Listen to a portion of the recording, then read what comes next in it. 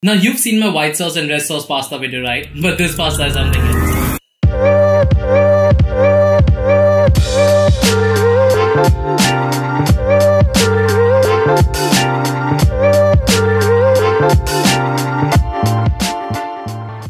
Hey guys, so welcome back to my channel. So today we're making a pasta recipe that is very easy to make. It's very close to my heart because I used to eat it when I was a kid. Plus you need only one pot to make it because you don't even need to boil the pasta separately. So with that said, let's make this, shall we?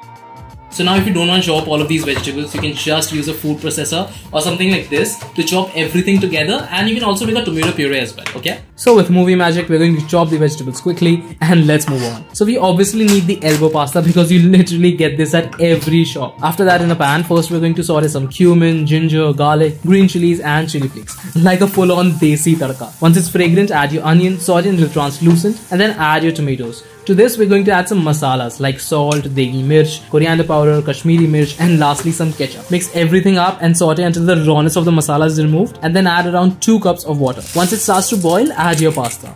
Now at this point, you should definitely add your carrots because they do take more time to cook. I didn't add it because I like the crunch of it, okay? Now we need to season the veggies with some salt and pepper, and obviously we'll need more seasoning because we added more water, right? Lastly, I'm adding some Garam Masala, mixing it well, and then cooking it low and slow for 3 to 5 minutes. So now here I'm adding a slice of cheese. You can also use some processed cheese, or you can just add both if you want to make it extremely healthy, okay? Lastly, just garnish with some chopped up coriander leaves, mix, and it's done. Serve it hot, enjoy it with everyone, and it barely takes 30 minutes to make. Plus, you don't even need to wash many dishes. So that's definitely an advantage.